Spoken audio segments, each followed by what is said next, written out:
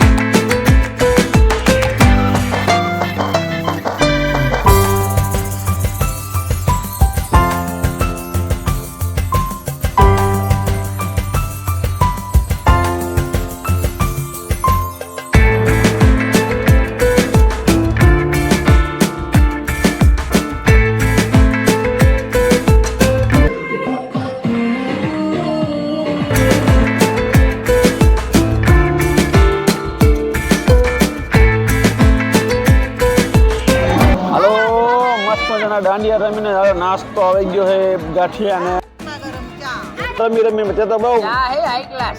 તે રમી રમીને ભૂકા કાઢી ને ગયો ભાઈ. પૂછોમાં. અરે ભાઈ તે ડેન્જર રહી મો ભાઈ. રેડ બુલ બાકી હો.